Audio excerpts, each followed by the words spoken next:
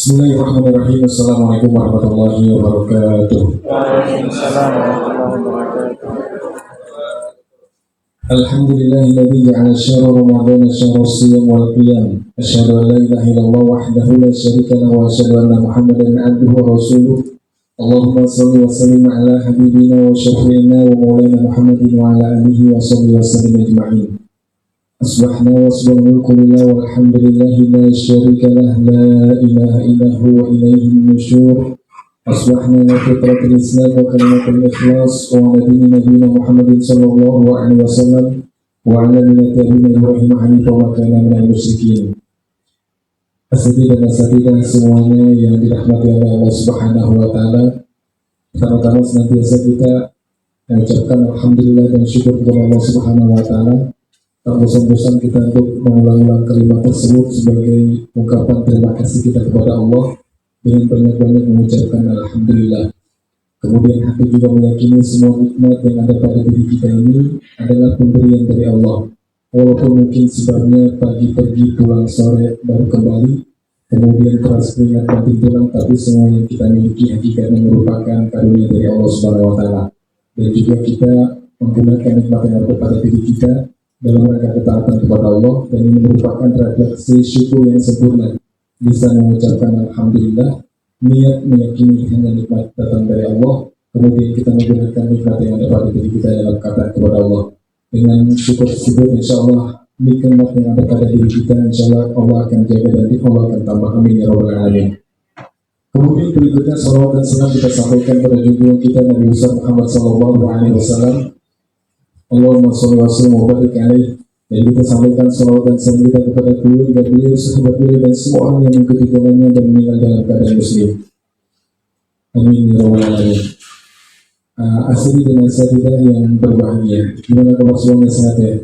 Alhamdulillah. Maka karena itu sebelum kita masuk, kita refresh kita luruskan segala langkah kita, waktu kita semuanya kita harus menjadi pahala pempertimbangan di sisi Allah Subhanahu wa taala. Amin ya rabbal alamin. Baik. Tema kita tadi agar menjadikan persiapan Ramadan ini menjadi Ramadan yang bermakna. Ramadan akan datang sebentar lagi. Tinggal hitungan hari, insya Allah kita akan menyambut ya, dan juga menghadapi bulan suci Ramadan. Mudah-mudahan semuanya kita ini dipanjangkan umur oleh Allah Subhanahu wa taala sehingga bisa bertemu dengan bulan suci Ramadan. Nah, cuma pertanyaannya, ya, kita sering melewati Ramadan. Di antara kita mungkin ada yang 10 kali Ramadan lewat di dalam hidupnya. Kalau umurnya lebih lagi, berarti mungkin 20 kali lewat Ramadan di dalam hidupnya. Kalau sekarang umurnya mungkin 50-an, berarti kurang lebih hampir 40-an Ramadan lewat di dalam hidupnya. Jadi kalau masa balik itu 15 tahun, kalau umurnya sekarang 65 tahun, berarti 50 kali Ramadan sudah lewat di dalam hidupnya. Jumlah yang sangat banyak. Kalau dimaksimalkan Ramadan dengan sebaik-baiknya, bisa dibayangkan berapa banyak amalan yang akan kita bawa menghadap Allah Subhanahu wa taala. Cuma masalahnya, kebanyakan dari kita Ramadan datang biasa saja, Ramadan pergi juga biasa saja, sehingga hasilnya juga biasa-biasa saja. Maka oleh karena itu bagus ya temanya, dan ini sebagai persiapan kita menjadikan Ramadan yang akan datang ini merupakan Ramadan yang lebih bermakna, lebih spesial dan lebih istimewa dibandingkan Ramadan yang lainnya. Imam Abu Bakar Al-Balkhi beliau pernah mengatakan, bulan Rajab itu merupakan bulan menanam, bulan Sya'ban itu merupakan bulan menyiram, dan bulan Ramadan merupakan bulan memanen. Cuma kan pertanyaannya, gimana orang mau memanen? Bulan Rajabnya santai-santai saja, bulan Sya'bannya juga nggak ngapa-ngapain. Terus apa yang mau dipanen di bulan Ramadan? Karena itu kita berada di bulan Sya'ban ini juga menjadi momen yang baik ya untuk melakukan persiapan agar nanti di bulan Ramadan bisa menjadi bulan memanen kebaikan-kebaikan yang akan kita dapatkan di bulan suci Ramadan. Hadirin kaum muslimin yang dimuliakan oleh Allah Subhanahu wa taala. Maka oleh karena itu penting persiapan. Ada pepatah Arab mengatakan, "Man 'arafa qudra safari ista'adda." Siapa yang mengetahui jauhnya perjalanan, maka dia akan mempersiapkan diri dengan sebaik-baiknya. Orang yang mau keluar negeri pasti biasanya 2 hari, 3 hari sudah persiapan, segala macam dari persiapan. Kenapa? Perjalanannya jauh, perlu persiapan. Dan kita insya Allah akan menyambut bulan suci Ramadan, bulan yang mulia, dan ini juga butuh untuk persiapan. Nah, apa aja persiapan yang perlu kita persiapkan? Ada beberapa hal ya. Dan kalau kita kembalikan kepada hadis Rasulullah SAW, Rasul juga melakukan persiapan. Rasul juga melakukan persiapan dan pemanasan. Maka oleh karena itu, ya memang dicontohkan juga oleh Rasul, ada persiapan menyambut bulan suci Ramadan. Nah, rekan-rekan semuanya yang dimuliakan oleh Allah, kemudian untuk mengingatkan kita tentang keistimewaan Ramadan, Allah itu memilih dari sekian luas buminya tempat-tempat yang istimewa. Ada Mekah, ada Madinah, ada Masjidil Aqsa, ada Masjidil Haram, ada Masjid Nabawi, ada Masjidil Aqsa. Ini tempat-tempat yang istimewa dari sekian luas buminya. Allah pilih menjadi tempat yang istimewa. Karena istimewanya tempat ini, apa yang dilakukan di dalamnya dari kebaikan dilipat gandakan pahalanya. Misalkan, kalau ada orang sholat di Masjidil Haram, itu nilainya 100.000 kali lebih banyak dibandingkan dengan sholat yang lainnya, di tempat yang lainnya, dibandingkan sholat di tempat yang lainnya. Walaupun di tempat yang lainnya sampai menangis-nangis, khusyuknya luar biasa, namun dibandingkan dengan sholat di Masjidil Haram, menangis dan khusyuk itu tidak akan sama. Mungkin ada yang bertanya, walaupun di Masjid Islamic Center Ustaz itu kan besar. Ya, walaupun dibandingkan dengan Masjid Islamic Center, sholat yang dilakukan di Masjidil Haram karena tempatnya istimewa. Kemudian masjid-masjid istimewa, sehingga nilainya berbeda ketika kita melakukan ibadah di masjid tersebut. Di Masjid Nabawi juga sama. Orang yang sholat di Masjid Nabawi dari hadis Rasulullah SAW nilainya 1000 kali lebih baik dibandingkan sholat di masjid yang lainnya selain Masjidil Haram. Kemudian di Masjid Al-Aqsa kurang dari itu. Kalau dibandingkan dengan sholat yang lainnya di masjid yang lain, sholat di Masjid Al-Aqsa lebih baik kecuali Masjid Haram dan Masjid Nabawi. Termasuk amalan yang dilakukan di 2 tanah suci ini berbeda nilainya, dan begitu juga dosanya, dan itu dosanya. Nah, wah Ustaz, enak dong kalau seandainya orang yang dekat Ka'bah dan dekat Masjid Nabawi, mereka bisa melakukan ibadah dan nilainya luar biasa. Ya, itu keberuntungan yang mereka dapatkan. Tapi Allah Maha bijaksana. Walaupun kita jauh dari Mekah, walaupun kita jauh dari Madinah, walaupun kita jauh dari Masjidil Aqsa, Allah Maha bijaksana. Allah memilih dari sekian banyak waktu itu, waktu yang istimewa. Sebagaimana Allah memilih dari sekian luasnya tempat bumi Allah ini, tempat-tempat yang istimewa. Jadi kalau tempat istimewa hanya ada di Mekah, Madinah, daerah lain nggak ada. Di IKN nggak ada. Di Jawa nggak ada. Ya, hanya di Mekah dan Madinah, dan satu lagi di Masjidil Aqsa. Nah, kalau waktu ini Allah berikan, dan dia tidak terbatas dengan tempat. Dimanapun orang berada bisa mendapatkan kesempatan istimewa ini. Yang penting dia mau. Yang penting dia mau. Kalau hitungan 24 jam, Allah memilih waktu yang istimewa itu sepertiga malam. Allah mengatakan dalam hadis Rasulullah SAW, ya, Allah turun ke langit dunia pada sepertiga malam. Dan Allah berfirman dalam hadis Rasul, siapa yang ingin meminta sesuatu aku akan kabulkan. Siapa yang ingin bertobat, aku akan terima tobatnya. Dan siapa ingin meminta ampun, aku akan ampuni. Turun pada sepertiga malam ke langit dunia setiap malam. Nah, itu waktu yang istimewa. Maka oleh karena itu jangan dilewatkan waktu emasnya menjelang subuh. Kalau nggak bisa bangun lebih awal, mungkin setengah jam, 1 jam sebelum subuh sudah bangun. Karena siapa sih yang nggak punya keinginan, siapa yang nggak punya permintaan, siapa yang nggak mau dosanya diampuni, siapa yang mau bertobat, Allah membuka pintunya, mengabulkan keinginan-keinginan hambanya di sepertiga malam itu. Jadi dijaga nih waktu istimewa. Baik orang Mekah, orang Madinah, orang Balikpapan, orang Surabaya, semuanya dapat sepertiga malam. Cuma masalahnya mau apa? Enggak, gitu aja. Mudah-mudahan di sini senantiasa orang-orang yang termasuk menggunakan waktu emas ini dan bangun sebelum subuh insyaallah. Amin ya rabbal alamin.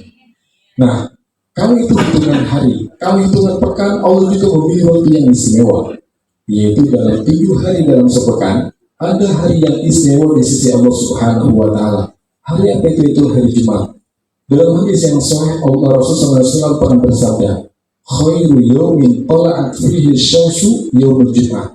Sebaik-baiknya hari yang matahari terbit di dalamnya adalah hari Jumat. Ya, adalah hari Jumat. Kalau kita mungkin hari gajian yang terbaik di sana. Ya, tapi kata Rasul, di sisi Allah yang terbaik itu adalah hari Jumat. Dan di situ juga bertepatan Allah ciptakan Nabi Adam pada hari Jumat. Allah memasukkannya ke dalam surga pada hari Jumat. Allah mengeluarkannya dari surga juga pada hari Jumat. Dan tidak akan terjadi hari kiamat kecuali hari Jumat. Ini waktu dalam sepekan yang istimewa adalah hari Jumat. Maka apapun nilai perbuatan, apapun perbuatan dilakukan, nilainya berbeda dengan hari-hari yang lainnya. Sehingga sekarang ada viral namanya sedekah apa?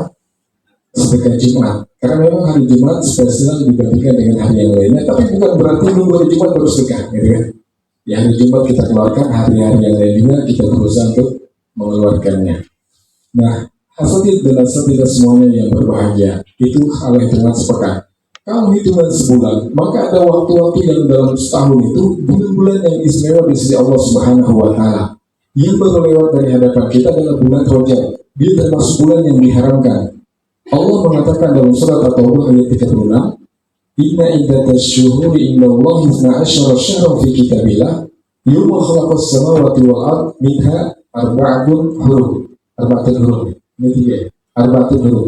Dzalika ad-dinul qayyim fala tadlimu fihi anfusakum wa qatilul musyrikina kafatan kama yuqatilunakum kafah wa'lamu anna Allaha ma'al muttaqin. Kata Allah, sesungguhnya jumlah bilangan bulan dalam setahun ada 12 bulan. Ditetapkan, ketika ditetapkan, Allah menciptakan langit dan bumi. Jadi bulan-bulan ini sudah ada di sisi Allah ketika Allah menciptakan langit dan bumi. Maka itu juga kalau ditanya, Nabi Muhammad lahirnya bulan apa? Ada bulannya. Tapi kalau ditanya, tahunnya tahun berapa? Tahun gajah, gitu kan? Karena memang penetapan bulan sudah ada dari dulu. Tapi kalau tahun ini, ya hijriah ditetapkan pada zaman Umar bin Khattab. Nah, dalam hadis yang diriwayatkan oleh Imam Bukhari, Rasulullah SAW mengatakan berkaitan dengan ayat ini, dalam setahun ada 12 bulan, dan di antara 12 bulan ada 4 yang diharamkan. 3 ini berturut-turut, 1 ini terpisah. Yang berturut-turut bulan Zulqa'dah, Zulhijjah, Haram. Kalau yang terpisah adalah bulan Rajab. Dan ini bulan yang diharamkan. Tadi ada tanah yang diharamkan, tanah Mekah, Madinah, terus spesial, ada bulan yang diharamkan. Dan Ibnu Katsir menjelaskan dalam tafsir tentang pembahasan ayat ini, beliau mengatakan 4 bulan ini merupakan 4 yang istimewa yang diagungkan, sehingga kebaikan di dalamnya dilipat gandakan dan keburukan juga yang dilakukan di dalamnya harganya lebih besar dibandingkan di lain-lain hari, di bulan yang lainnya. Jadi itu bulan yang diharapkan kalau hitungan sebulan dalam setahun ya. Nah, sebentar lagi kita akan mendapatkan bulan yang istimewa yang lainnya. Di luar dari bulan yang diharapkan, yaitu bulan suci Ramadan, yang mana bulan ini dinantikan oleh semua kaum muslimin dimanapun berada. Kenapa? Karena banyaknya keistimewaan yang ada di dalamnya, pahalanya dilipat gandakan, ampunannya juga luar biasa banyaknya, dan juga ada keberkahan di dalamnya. Jadi bulan Ramadan itu bulan yang diberkahi, ampunannya juga banyak, keistimewaan yang lainnya juga banyak. Maka ini Allah sediakan dimanapun dia, mau di Mekah, mau di Madinah, mau di Balikpapan, akan mendapatkan keistimewaan ini. Yang penting mau apa? Tidak, itu saja pertanyaannya. Nah, hadirin semuanya yang dimuliakan oleh Allah Subhanahu wa Ta'ala, maka Ramadan ini perlu persiapan memang, dan persiapan itu di jauh-jauh hari. Kita mau kemanapun, supaya hasil yang baik biasanya persiapan. Dan Rasulullah SAW juga melakukan persiapan bahkan pemanasan sebelum masuk bulan Ramadan. Kapan beliau diantaranya di bulan Sya'ban. Diantaranya dilakukan persiapan oleh Rasulullah SAW. Hadis yang diriwayatkan oleh Bukhari dan Muslim dari Bunda Aisyah radhiyallahu anha. Beliau menceritakan, lam yakunin Nabi sallallahu alaihi wasallam yasumu syahran aktsara min Sya'ban. Fa innahu kana yasumu kullahu. Rasulullah SAW tidak pernah puasa lebih banyak dari bulan Ramadan, puasa yang diwajibkan, kecuali di bulan Sya'ban. Kapan Sya'ban itu sekarang? Sekarang di Sya'ban. Kita berada di bulan Sya'ban. Dan beliau hampir puasa sebulan penuh di bulan Sya'ban. Dan kalau kita melihat ini tidak ada anjuran yang lain sebenarnya. Bulan Sya'ban ini, kata Ibnu Rajab Al-Hambali mengomentarnya di sini, karena seringnya Rasulullah SAW menjaga puasa di bulan Sya'ban. Tiap Sya'ban puasa, maka ini bisa dijadikan dalil anjuran keutamaan untuk puasa di bulan Sya'ban. Jadi keutamaan itu berdasarkan perbuatan Rasul. Jadi Rasul sudah mengatakan siapa yang puasa di bulan Sya'ban pahala sekian enggak. Tapi karena sering dilakukan oleh Rasul, ada keutamaan. Bulan Ramadan itu ada pahalanya, disebutkan. Rasul mengatakan, "Man shoma Ramadhana imanan wa ihtisaban, ghufira lahu ma taqaddama min dhanbi." Siapa yang puasa bulan Ramadan karena keimanan dan mengharapkan pahala, Allah ampuni dosanya dari yang lalu. Jadi disebutkan apa balasan puasa Ramadan. Puasa Sya'ban ini secara spesifik Rasul tidak menyebutkan, tapi memang disebutkan karena Rasul banyak melakukannya di bulan ini.